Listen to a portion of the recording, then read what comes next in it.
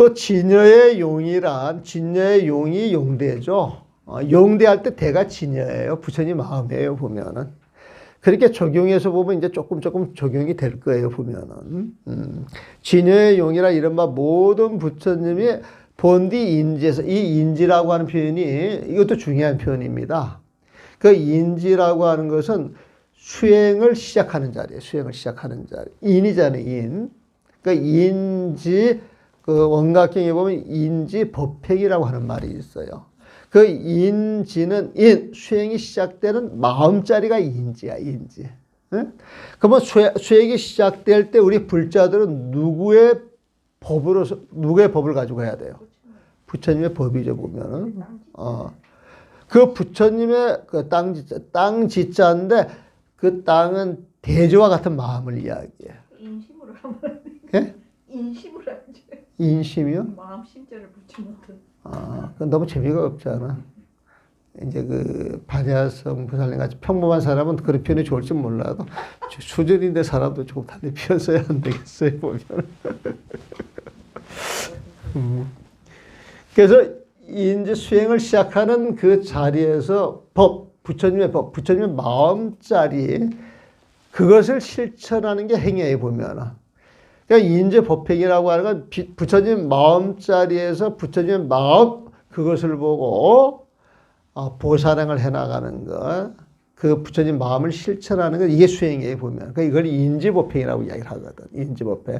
그러니까 모든 부처님이 성불 했던 것은 그 인지법행 그 자리에서 부처님 마음을 보고 수행을 했기 때문에 그 결과물이 성불로 돌아올 수 있었던 거예요, 보면은. 그 부처님 마음을 버리고 다른 쪽으로 가면은 성불할 수 있다, 없다? 없는 거예요. 그래서 인지라고 하는 말이 재밌는 말이야. 여러분들 이해하셨어요? 이해하셨어요?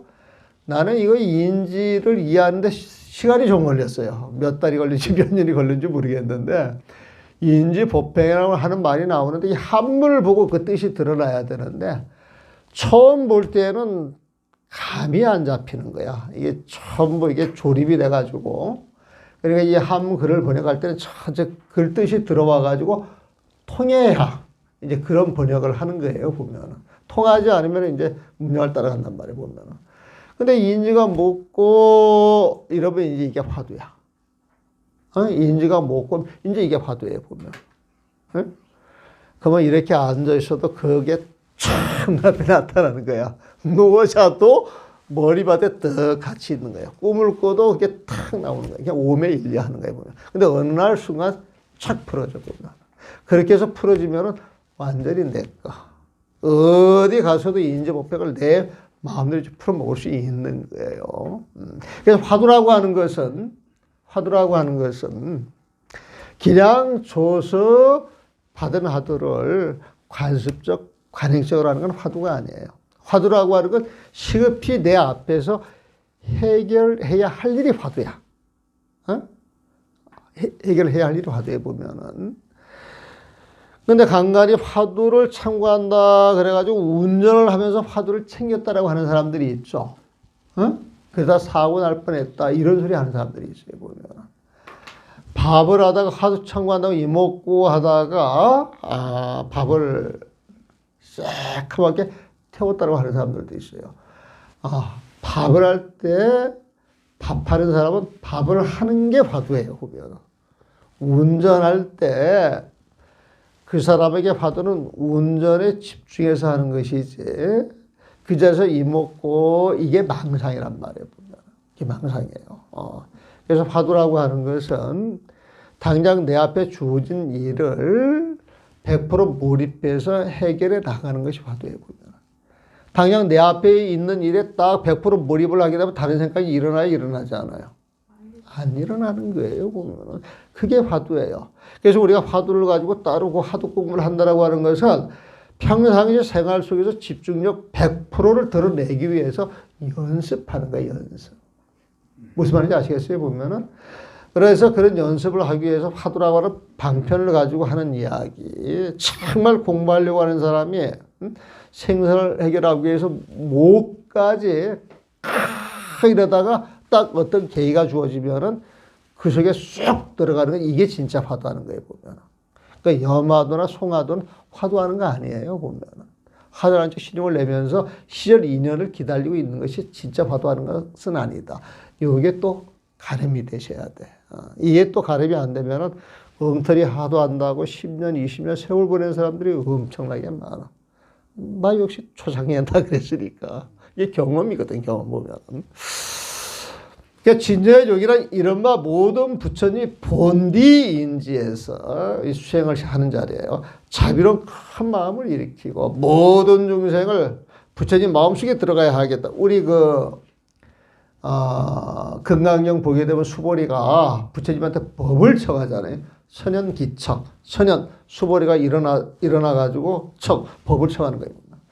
부처님, 우리 보살들은 어떻게 살아야 하며 어떻게 그 마음을 다스려야 하겠습니까? 이게 우리 생활 속에서 늘 갖고 있는 생각이잖아요, 보면. 여러분들이 살아가면서 모든 문제가 생길 때 항상 거기에 봉착하는 거야. 내가 어떻게 살아야 되나? 피아노를 칠 때, 내가 어떻게 살아야 되나? 나가서 비즈니스 할 때 내가 어떻게 살아야 하나 말이야. 나가서 봉사할 때도 마찬가지야. 늘.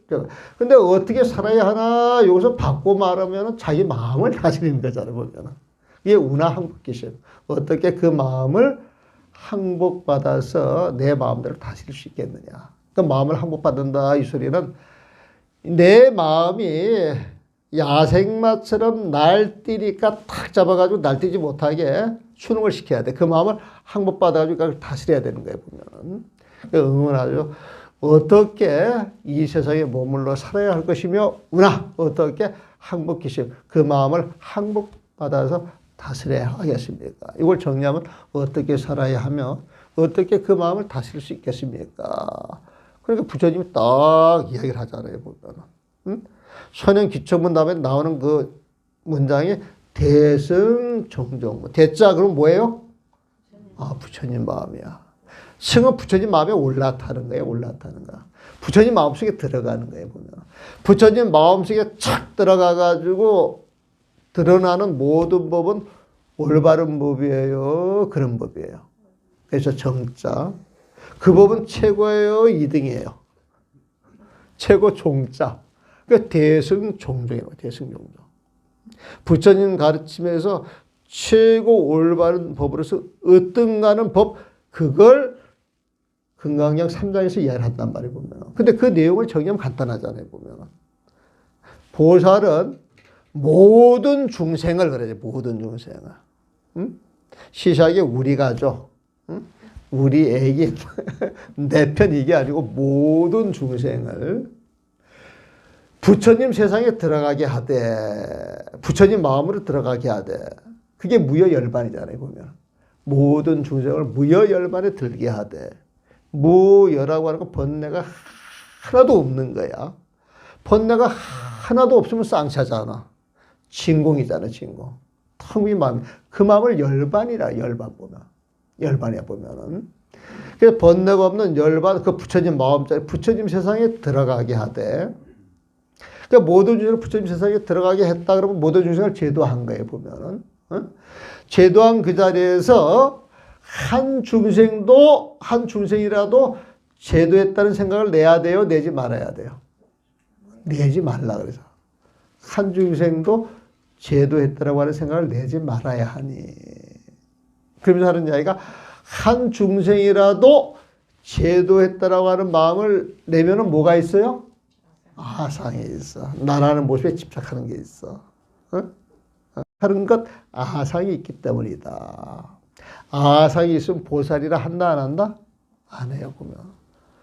그래서 그게 금강경 전부 내용이에요. 모든 중생을 제도하되 한 중생도 제도한 바가 없다. 만약 한 중생이라도 제도했다라고 하는 마음을 내면 그게 아상이거든요. 모든 중생을 제도하는 것이 모든 중생을 그게 A야. 제도한다라고 하는 게 모든 중생의 상을 깨는 거야. A가 아니므로. 응? 그래 A가 아니면 다 부정을 해서 A가 아니면 A다 그랬잖아. 이 A는 한 중생도 제도하지 않았다라고 하는 마음, 한 중생이라도 제도 했다라고 하는 마음이 아니라 제도 한 적이 없다라고 하는 그 마음, 그게 평등심이거든. 그게 분별이 없는 마음이거든, 보면. 응? 그 마음으로 있는 그대로 보는 게 A야. 부처님 세상에 보는 게 A가 맨 마지막 A야, 보면. 그래서 그 내용이 그렇게 이제 갖다 배달을 할 수도 있어요, 보면은. 그래서 인지에서 자비로운 큰 마음을 일으키고 모든 중생을 부처님 세상, 부처님 마음, 무여열반에 들어가게 한다. 마음이 커요, 작아요? 마음이 크다. 그걸 광대심이라고 해요. 광대심. 아주 큰 마음이라 그래, 보면은. 그러니까 자비로운 큰 마음을 일으키고 자비심이 있어야 되죠. 모든 바라비를 닦아 중생을 거두어 교하며, 모든 바라비를 닦아서 그 바라비로 중생을 거두어 교화하며 크나큰 서원을 세우고 원력에 중생계를 다 건져 해탈시키려고 하는 것이다. 이게 보니까 금강양의 보살 살아가는 방법과 똑같네. 그렇죠? 또한 세월을 한정하지 않고 미래 세상이 다하도록 모든 중생을 자기 몸처럼 취하게, 모든 중생을 자기 몸처럼 취하게 중생이라는 모습을 취하지 않는다. 중생을 자기처럼 생각하기 때문에 중생이다라고 하는 모습을 취하지 않는다. 하시하지 않는다. 경멸하지 않는다. 그런다 같은 거야. 그래서 중생을 자기 몸처럼 취하게 중생이라는 모습을 취하지 않는다. 이 말은 무슨 뜻인가 설명을 해주는 거야. 모든 중생과 자기 몸이 진열해서 너와 나는 한 몸이야. 이 소리는 마음을 가지고 하는 이야기다 이거야. 부처님 마음 보면. 그 진여심을 가지고 하는 이야기다 이거야. 보면. 그러니까 모든 중생 자기 몸이 진열해서 평등하잖아. 평등하니까 다를 게 없잖아. 다를 게 없음을 실답게 아는 것을 말하기 때문이다. 근본은 불성으로 본다는 거야. 부처님 마음으로 본다는 거야. 이와 같은 큰 방편으로 쓰는 지혜가 있기에 그 지혜로 무명을 없애고 무명이 사라진 자리에 본디 법신을 보니 자연히 생각할 수 없는 놀라운 진여의 활동으로 나타나는 온갖 작용이 있다. 다 무명을 깨가지고 부처님 마음자리에 들어가니까 부사이한 부처님의 불가사의한 활동이 이제 드러난다는 거겠죠. 곧 진여와 평등하여 모든 것에 두루하고 또한 얻을 수 있는 용의 모습도 없다. 평등한 자리에서 보니까 차별거리죠. 부처님 자리에서 보니까 용의 모습, 그것은 인연 따라 나타나는 허상인 줄 알기 때문에 그런 모습으로 한번 부처님 근본 마음자리를 보는 걸 강조하기 때문에 또한 얻을 수 있는 용의 모습도 없다. 그렇게. 그런 허상이기 때문에. 무엇 때문인가? 또 설명하네요. 모든 부처님은 오직 법신의 지혜에 있는 몸이며 법신의 지혜에 있는 몸. 모든 부처님은 오직 법신의 지혜에 있는 몸이야. 자, 법신은 부처님 마음이죠. 거기에서 부처님 지혜가 나오죠. 지혜로 드러나는 것 하나하나는 전부 부처님이다, 중생이다? 부처님에 보면. 그게 보신이잖아. 그래서 모든 부처님은 오직 법신의 지혜에 있는 몸이며 최고의 진리일 뿐. 자, 이게 우리 부처님을 이렇게 정의해요. 최고의 진리야. 부처님은 최고의 진리를 우리 부처님이라고 이야기해 보면은 이것은 세간의 이치로서 경계가 없기에 세간의 이치는 분별하고 잘라내서 시비하는 것인데 그런 경계가 없기에 베풀고 만드는 헛된 조작을 벗어났기 때문이다. 다만 중생이 보고 듣는 것을 따라 이익을 얻기에 용이라고 말할 뿐이다 말이야. 부처님의 그 작용에는 일체 차별 없이 평등하게 드러나서 온 누리에 그대로 쓰여질 뿐인데 거기에 살아가는 중생들은 자기 근기에 맞춰가지고 자기 부처님을 찾아서 써간다는 거야, 보면. 그래서 그 이야기를 그 진의 쓰임새로 드러나서 자기 부처님을 갖는 것이다. 그렇게 이야기하는 거예요, 보면은. 그래서 이 용에는 두 가지가 있으니, 무엇이 그 둘인가? 그래가지고 여기에서는 본부와 이승이 보는 그 응신을 이야기하고 십지보살들이 보는 그 보시를 이야기하는 것.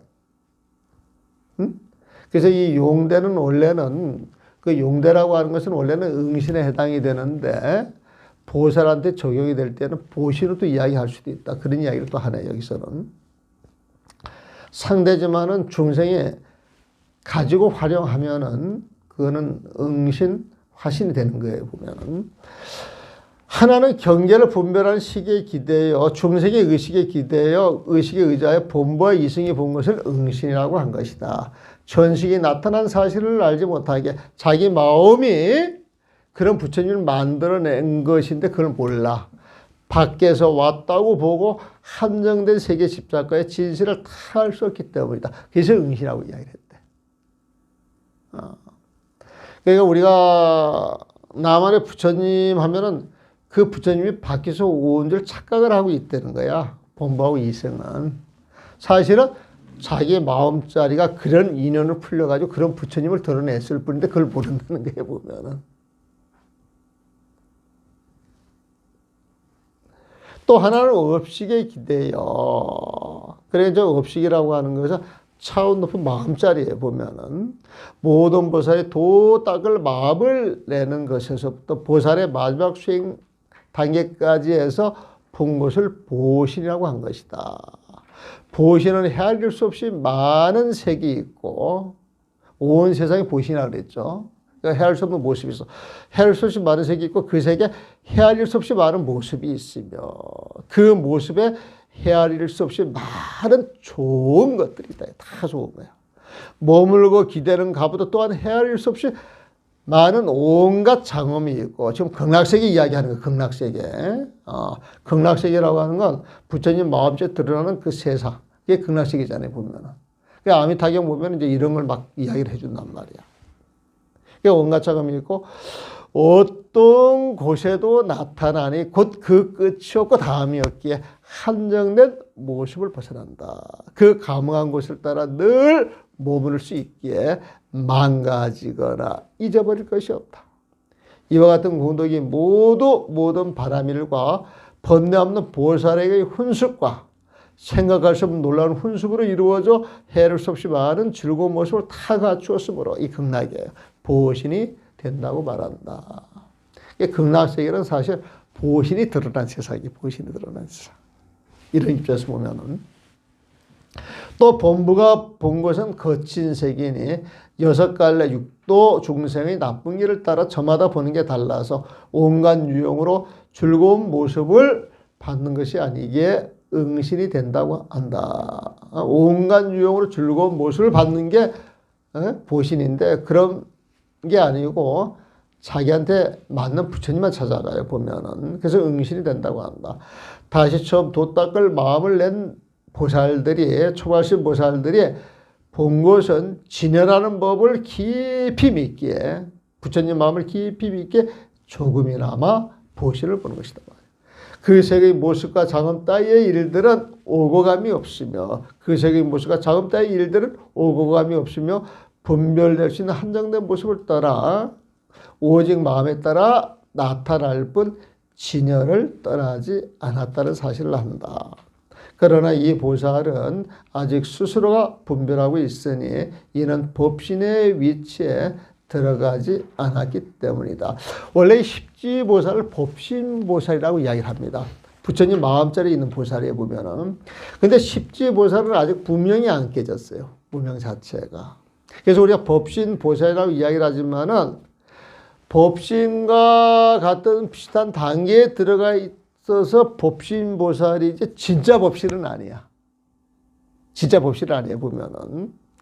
그래서 이 보살은 아직 스스로가 분별하고 있으니 아직 십지에 있다는 거예요. 이는 법신의 위치에 들어가지 않았기 때문에 진짜 법신에 들어가게 되면은 일체 분별이 떨어지는 자리거든.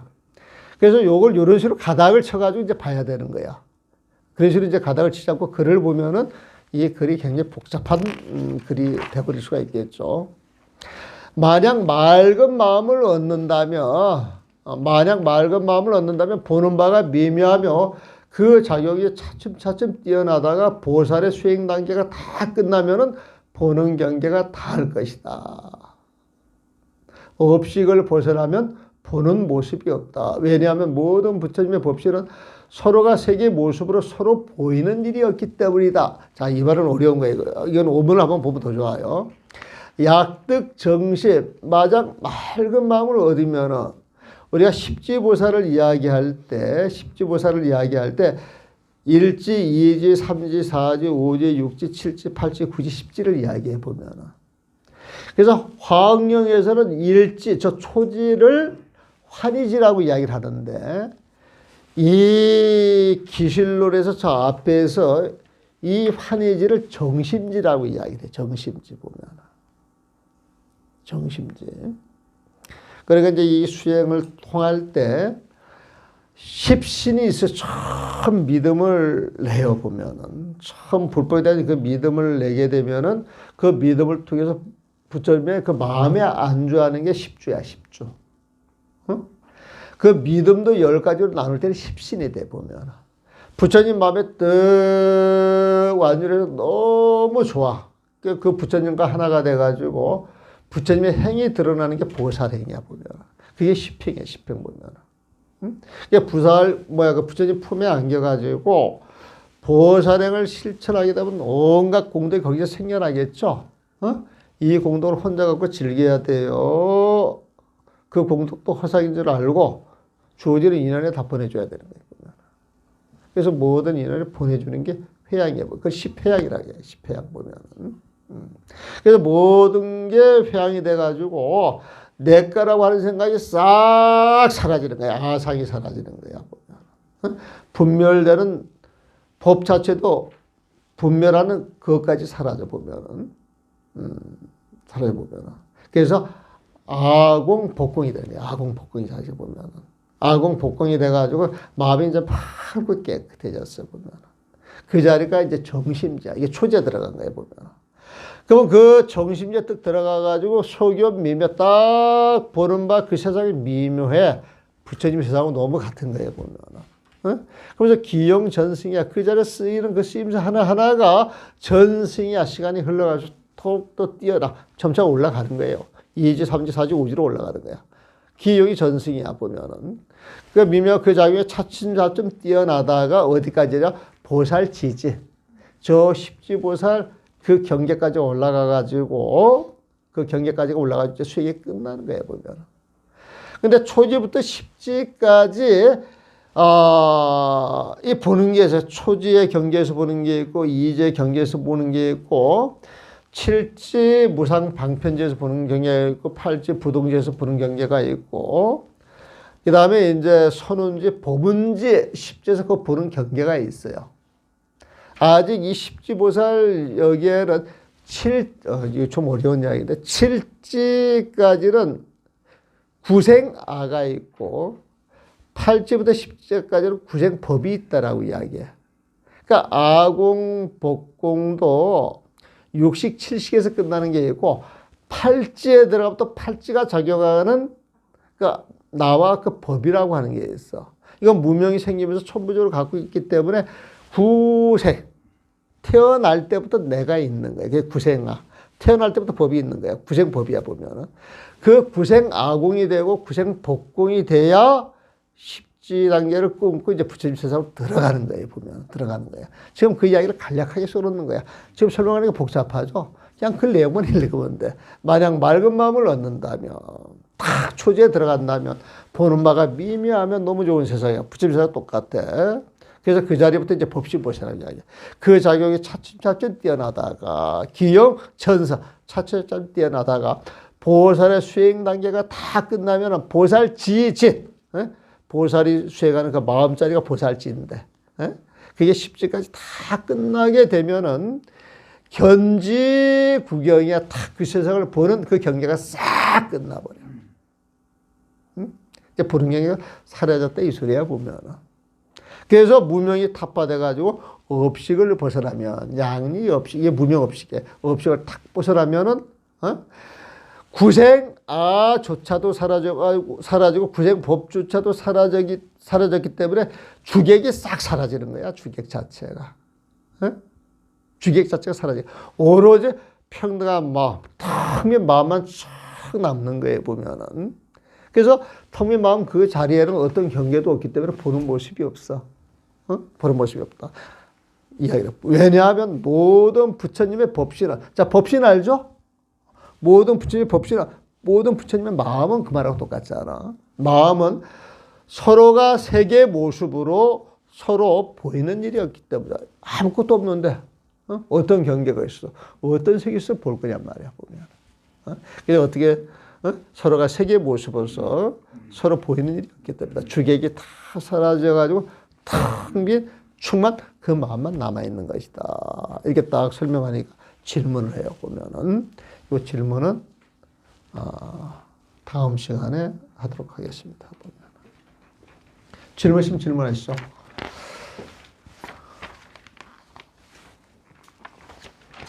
그래서 이 뒤부터는 이제 요게 끝나면은 별로 어려운 게 없어요. 이제 이런 식으로 이제 평상시 하는 이야기로 쭉 설명해 나가면 그냥 들을만 하고, 그리고 이제 여러분들의 수행하는데 그 육바라비를 우리는 보통 이야기 하잖아요. 이 기실론에서는 오바라비를 이야기, 오바라비.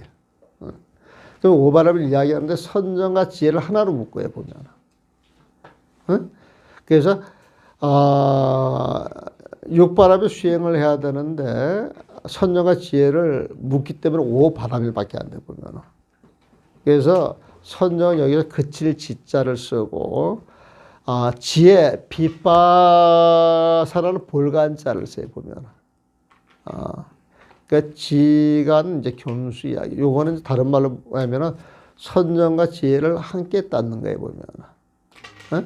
그러니까 이제 그 선정과 지혜를 같이 닦는 걸 쌍수라고 이야기해요, 쌍수. 한꺼번에 이제 보조심이 하는 이야기인데, 뭐 별로 그건 어려운 거 아니에요. 이 내용을 잘 알고서 감별하면은 우리가 상식적으로 이렇게 툭툭툭 대입해가지고 볼 수 있는 것들이에요, 보면은.